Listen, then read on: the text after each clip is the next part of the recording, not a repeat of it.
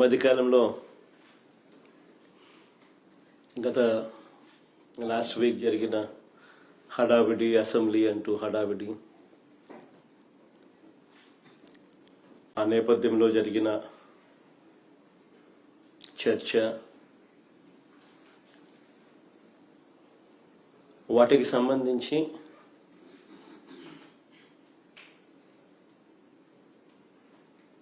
The so called Amaravati అని చెప్పి చంద్రబాబు నాయుడు చేస్తా ఉన్న డ్రామాకు సంబంధించి నాణ్యానికి ఇటువైపున రెండవ సైడ్ మీ ద్వారా ప్రజల ముందు ఈరోజు ఉంచే ప్రయత్నం చేస్తా ఉన్నాం. నిజంగా చంద్రబాబు నాయుడు గారి వంటి వ్యక్తి రాష్ట్ర ముఖ్యమంత్రిగా ఉండడం నిజంగా ప్రజలు, ఆంధ్ర రాష్ట్ర ప్రజలు చేసుకున్న దురదృష్టం. ఎందుకంటే ఈ మనిషికి చిత్తశుద్ధి లేదు, ఈ మనిషికి నిజాయితీ అంతకన్నా లేదు. పరిపాలన అంటే చంద్రబాబు నాయుడు గారి దృష్టిలో అది కేవలం దోపిడీ చేయడానికి, అవినీతిని చేయడానికి మాత్రమే తన దృష్టిలో పరిపాలన అంటే. రకరకాలుగా ఈ పద్ధతుల్లో దోపిడీ చేసే కార్యక్రమంలో భాగంగా దానికి రకరకాలుగా పేర్లు పెడతాడు, రకరకాలుగా దాని చుట్టూ డ్రామాలు అల్లుతాడు.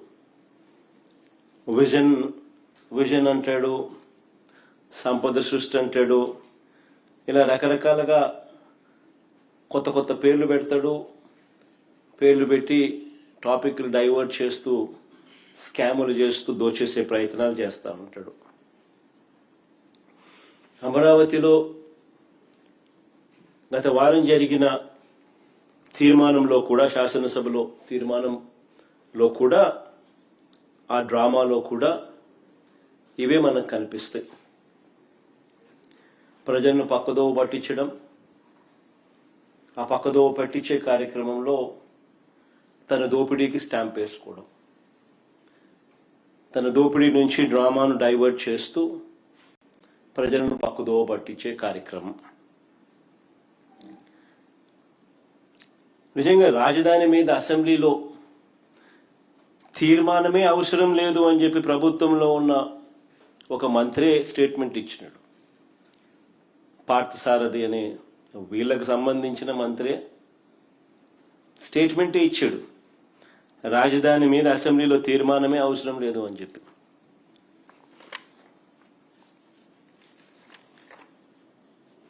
నేను అడుగుతా ఉన్నా, అసలు రాజ్యాంగంలో రాజధాని అనే పదం ఎక్కడైనా ఉందా అని? రాజ్యాంగంలో ఎక్కడ రాష్ట్రాలకు సంబంధించి రాజధానులు అనే పదం ఎక్కడా లేదు. దేశానికి మాత్రమే రాజధాని ఉంటుంది తప్ప రాష్ట్రాలకు రాజధాని అనేది కాన్స్టిట్యూషన్లో లేదు. Only seats of governance. ఈ ఫ్యాక్ట్ నిజంగా కూడా ఎవరు కూడా మర్చిపోకూడదు.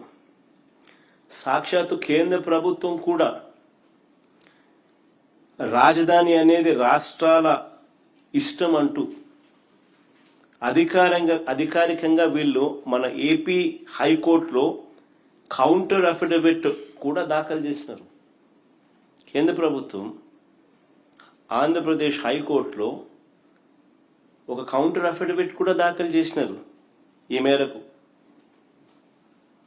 రాజధాని విషయంలో కేంద్ర ప్రభుత్వానికి ఎలాంటి పాత్ర లేదు అని కూడా ఆ అఫిడవిట్లో వాళ్ళు పేర్కొన్నారు.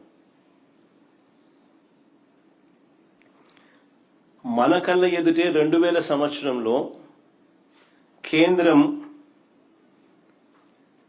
కొత్తగా 2000 సంవత్సరంలో ఉత్తరాఖండ్, జార్ఖండ్, ఛత్తీస్గఢ్ రాష్ట్రాలను కేంద్రము తీసుకొచ్చింది.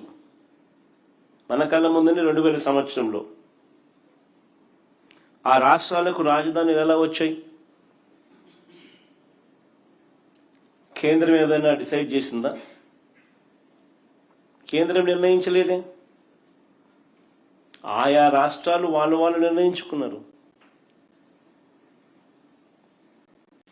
మరి ఎవరికి వర్తించింది కేవలం మనకు మాత్రమే ఎందుకు వర్తిస్తా ఉంది, ఎలా వర్తిస్తా ఉంది?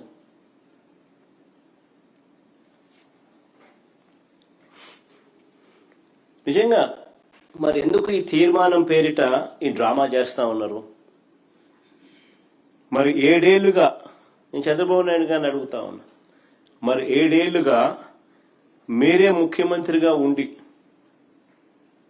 మొదటి టర్మ్ 5 సంవత్సరాలు, తర్వాత ఇప్పుడు 2 సంవత్సరాలు, మరి 7 ఏళ్ళు మీరే ముఖ్యమంత్రిగా ఉండి 1,00,000 ఎకరాల అమరావతిలో ఇంతవరకు కట్టింది ఎంత? 1,00,000 ఎకరాల అమరావతిలో ఈయన 7 ఏళ్ళు ముఖ్యమంత్రిగా ఉంటూ అమరావతి అనేది తన పెట్ ప్రాజెక్ట్ అంటూ తాను నినాదమిస్తూ తాను ఇంతవరకు కట్టింది ఎంత? నిజంగా సెల్ఫ్ ఫైనాన్స్ ప్రాజెక్ట్ అయిందా ఇది? నిజంగా అమరావతి అని సెల్ఫ్ ఫైనాన్సా? ఈయన డబ్బా కొడతానట్టుగా కొట్టినట్టుగా? ఏ దేశం పోతే ఆ దేశం బొమ్మలు ఈయన చూపిస్తాడు. ఏ దేశం ఈయన పోయినా ఆ దేశం బొమ్మలు చూపిస్తాడు. చూపించి అదిగో ఇదే అమరావతి అని అంటాడు. మరి ఎంతవరకు వచ్చిందని అడుగుతా ఉన్నా. ఆ దేశాలు ఇక్కడ ఏమైనా కనపడుతున్నాయా? కనీసం భూములు ఇచ్చిన రైతులకు చెప్పిన హామీలైనా నెరవేర్చాడా ఈ పెద్ద మనిషి? మొదట తీసుకున్న 50,000 ఎకరాల్లో, వెరీ ఇంపార్టెంట్ ఇది, మొదట తీసుకున్న 50,000 ఎకరాల్లోనే రోడ్లు, కేవలం రోడ్లు, కరెంటు, డ్రైనేజ్ అంటే సీవరేజ్, వాటర్, వీటి కల్పనకి అయ్యే ఖర్చు చంద్రబాబు నాయుడు గారి స్వయాన లెక్కల ప్రకారమే, ఈయనే కేంద్ర ప్రభుత్వానికి ఇచ్చిన లెక్కలు, ఈయనే వివిధ బ్యాంకులకు ఇచ్చిన లెక్కల ప్రకారమే ఎకరాకు 2 కోట్లు అవుతుంది అని చెప్పాడు. అంటే 50,000 ఎకరాలకు అయ్యే 1,00,000 కోట్లకే దిక్కు లేదనుకుంటే, 1,00,000 కోట్లకే దిక్కు లేదనుకుంటే ఇప్పుడు సడన్ గా మరో 50,000 ఎకరాలు దీనికి అదనంగా అయ్యే ఖర్చు, దీనికి సడన్ గా అదనంగా మరో 50,000 ఎకరాలు యాడ్ చేస్తున్నాడు ఇంతకు ముందున్న 50,000 ఎకరాలు. దానికి అయ్యే మళ్ళా అదనంగా మరో 1,00,000 కోట్ల రూపాయలు. ఇలా అమరావతిని ఎందుకు పెంచాల్సి వస్తా ఉంది, ఎందుకు పెంచుకుంటూ పోతున్నారు?